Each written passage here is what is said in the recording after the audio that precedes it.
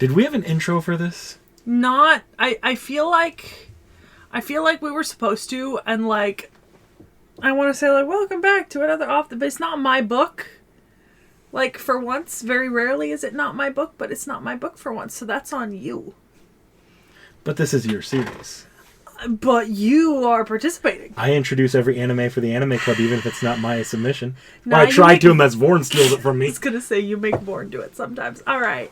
Welcome back to yet another Off the Shelf. A continuing series this time. We read the Case Files of Lord El-Melloi II, Volumes 6 and 7, correct? Yeah. Good, because that's what I read, so if that wasn't correct, we're fucked. I mean, you say that, but... What? Look, we're not going to dwell. We're not going to dwell on it. We're not. On the incident? We're not going to dwell on it. So I'm going to try with this one. It's been about a month since I've read this. It has been a couple weeks for me, too. I gotta admit, the start of school has hit me like a fucking freight train. Like, Lord, did I get used to, like, the ease of recording things during break.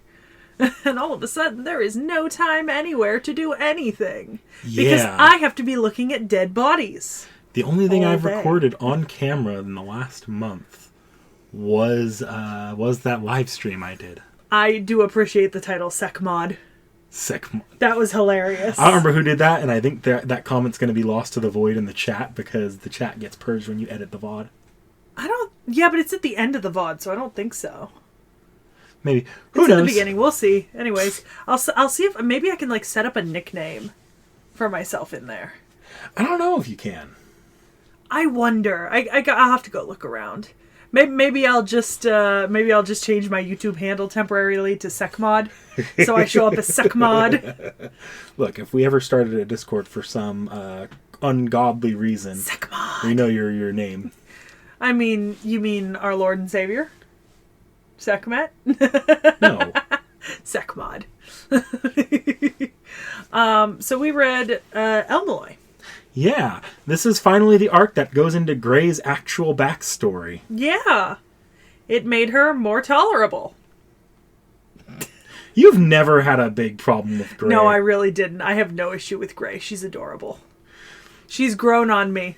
Even having her figure. You know? She just gets better. Better with time. She's behind me or I'd pull her out. You know, if I were more prepared, I'd have looked up the arc name that we read. I don't remember the arc name. It's probably on the front cover of one of the books. Or like on the fucking chapter title page thing, whatever. It absolutely is. Let me pull up my like PDF copy. That's definitely where it is. Speaking of, kudos to being able to find these as PDFs. That's super nice. I don't get to do that very often. Not all of these I'm finding as PDFs. Some of these I'm converting into PDFs. I benefit from this. So this is called the Atlas contract. Mm-hmm. This is the Atlas contract case. Mm. I'm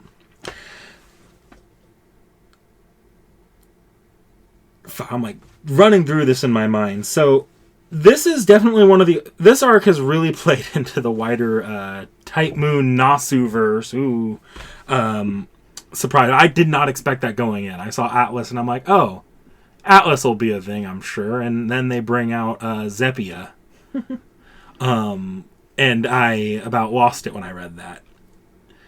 I didn't expect it to start pulling in plot points from or bringing in the Zephia's ability from Melty Blood and bringing in the main timeline version. That surprised me. Yeah. But that's Knick-Knack's Type Moon ramble out of the way. I gotta admit, while I'm liking the Lord El-Melloi stuff, the web novels are a lot. Like, it's a lot. These are not short. And I appreciate that. I do. But I feel like I've gotten very used to consuming a lot less media. Feels like I just consumed like a 2-season anime. You know? But in written format. I mean, which is the point, I suppose. They turned 2 books into like 6 episodes of the anime. Yeah. So I mean that about tracks when I'm looking at this arc. Yeah. 6 to 8 episodes right there. Yeah. And I mean, with the writing, you gotta do more, because you don't have the visuals. So it's somewhat helpful to have the longer book. Oh my goodness! You never come near me when I'm here. Now you just realize who I am.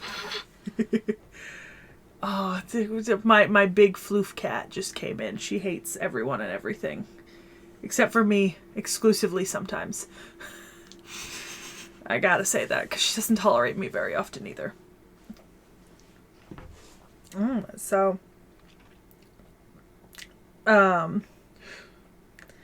Case files. Yeah. I'm sorry, I just remembered there was a historical figure in this book. One of the Knights of the Round Table was in this arc. I always fucking forget shit like that these days. I gotta be honest, it's so much fate. I will say, I did enjoy this arc. It's maybe not my favorite. I think that it didn't... I think that I had gotten really used to the previous couple arcs being very kind of traditional Sherlock Holmesy whodunit-ish, and this wasn't quite...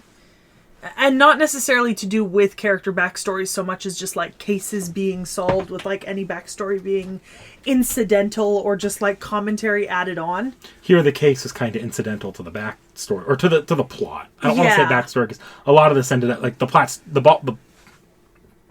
what happens when you don't put me on camera for a month? The backstory was the plot quite literally. Yeah, which is not my preferred. Not my preferred sort of mystery, so it was a little hard to get through because I gotta say it did feel at times like it was reaching a little bit, like it wanted to do something, and then to do that it had to do a thing, Is there a cat under me? No. There's one in here. Oh. Yeah, no, none of the cats are under you. Now there's one under you. Okay. Getting very distracted by cats. I do think that does largely come down to the mystery being incidental to the plot, though, because the mystery is kind of like it's not really framed as a mystery until he has the answer. Yeah, until he's solved it. It's not like, because it's playing out in front of you, so it just feels like like a very long flashback at times, which is fair. I mean, it's backstory, but it doesn't play out like some of the previous books have. Like, I think so far one of my favorite arcs is still the gold and silver ladies, just because I thought that was really well done, personally. And this didn't feel like that at all. You definitely feel the overarching plot kind of winding down. Winding together here. Which, I mean, to be fair, there's only 3 books left till the end of the series. One 8, more 9, arc. and 10. Yeah. And we'll be doing those together in a couple of months. Well, whenever. I don't know when. I don't know where that is in relation to our order on books here. Yeah, but we will be doing those all together when we finally get to the end. Yeah, so it doesn't surprise me that the mystery is not really there, but I kind of wish they didn't have the mystery at all, to be honest. Like, they didn't try to present it as much like one. Treat it as just further character building, or give us a mystery. Don't try to do both. Don't try to make one the other.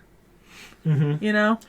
Because I thought going into this they were going to do something more interesting with the fact that they were in the past, like having to actually solve a murder mystery in the past. But the murder mystery in the past, well, they did technically do that. It wasn't solved like a murder mystery. It was kind of more like having a revelation, like discovering the plot twist at the end of an action movie. Yeah. Which isn't bad. It's not terrible. It's just not what I've come to expect from the previous couple arcs, I get that if you're coming into it from, like, these are mystery, and the series is called The Case Files of Lord El-Melloi. I don't know, from where I'm sitting, though, from the beginning, this series, the mystery was kind of a gimmick to the series. Yeah, so different approaches, which is perfectly fine. I appreciate the different approaches. And I will say, it wrapped up nicely. Mm-hmm. I was a fan. And the whole going back in time thing was actually really interesting. I mean, it's something we hadn't done in some of the previous cases. So at least they're bringing in new things all the time. Yeah. Yeah. It's not just staying boring. Or not boring. Staying boring. No, none of the previous books were boring. It's not falling into a formula. Yeah, that's it. That's the one. I could have quoted you what you were going to say there. That was almost very bad if neither of us had caught that. These books are not boring. These two are not boring. They're not.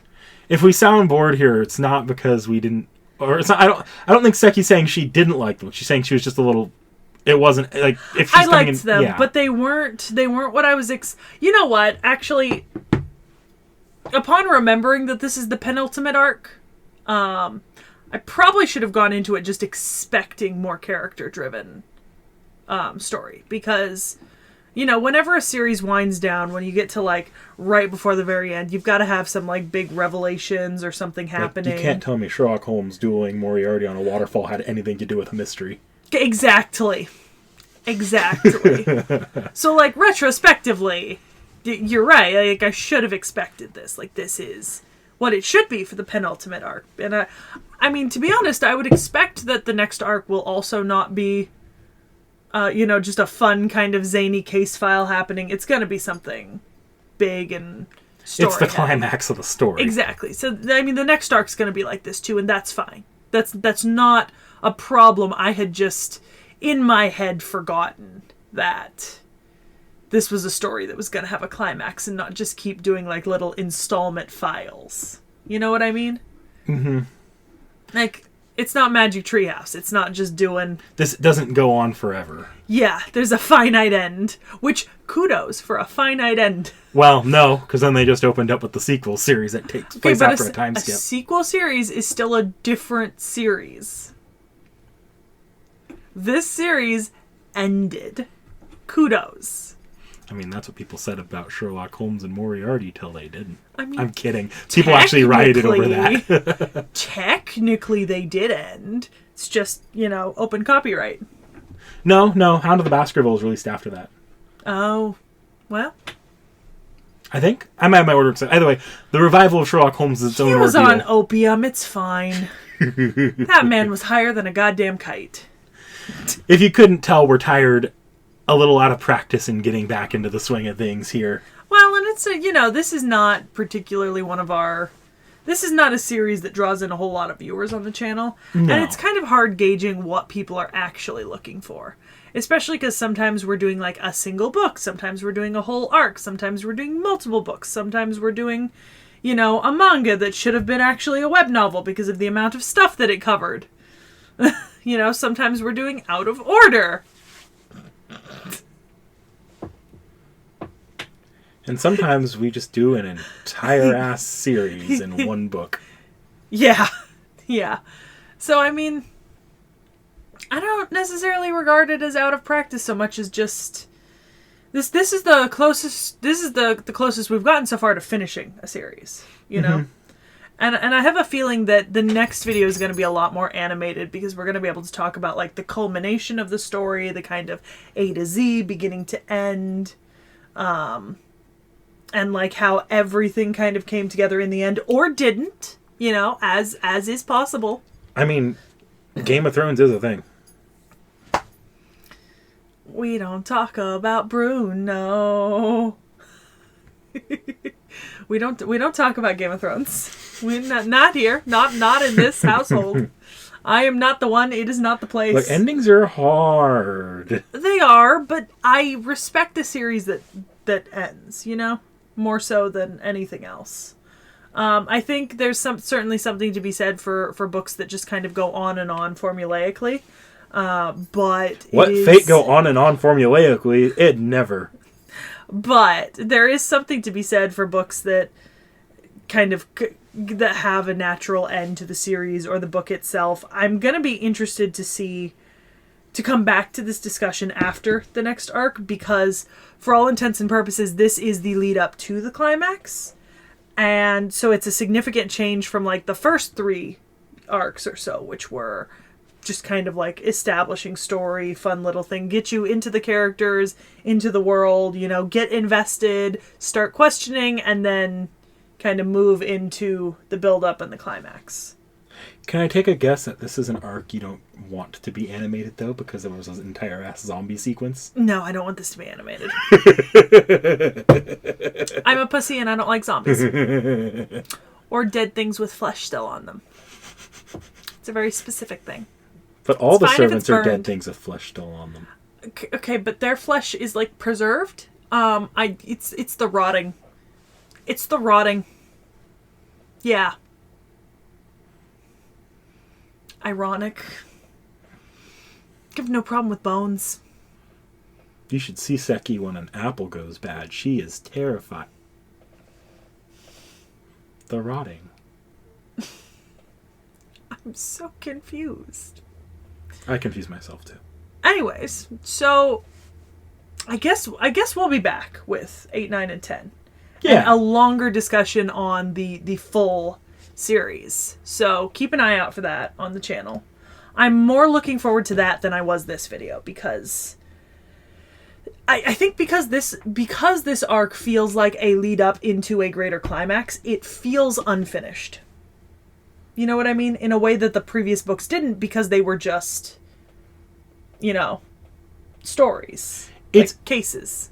So I guess if I can pad the video out a little bit, there's an interesting... So we can go back to the very beginning here, with the anime that we watched. Yeah.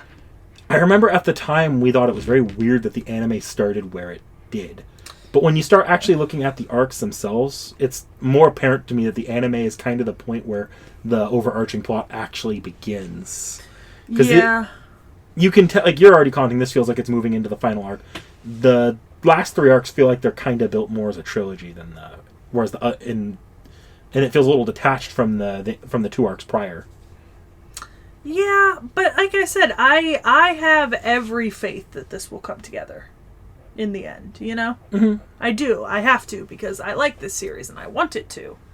And it's pretty hard to do that, I think, a lot of times, especially if you let your series go on and on. But I just think that because of the way this felt, and because we're nearing the end, it felt incomplete in a way that it wasn't incomplete, but it's made more apparent by these 2 books that the series is incomplete, but will be completed soon. You know what I mean by that? Mm-hmm. Yeah. That's what it felt like. Whereas I could have read, like, the first 3 arcs and been like, that's cool. I could have read up to Grace Note, Rail Zeppelin, and been like, that's cool. I don't know. Rail Zeppelin also did the thing where Heartless is still out there. Yeah, but Heartless isn't such a big thing in it that I was super invested. He was pretty big in the Rail Zeppelin arc. True, but I wasn't super invested in him. I thought he was the worst part of the Rail Zeppelin arc. He was in the anime, absolutely. The absolute worst. Which is why I didn't care. I guess... If I tie that into this arc, I do think Heartless has been an overall pretty underwhelming villain. He better shape up. Yeah. In the next 3 volumes. Like, this man better pull out some, like, dead babies and like, tortured and murdered children who have, like, emotional significance to the cast. And some sort of maniacal plan. Like, he better pull that out of a fucking hat. I know that's callous to say, but, like... It kind of just feels like he's the kind of villain that just comes in and kicks him in the balls and leaves. Not punches a hand through their chest and rips out their heart.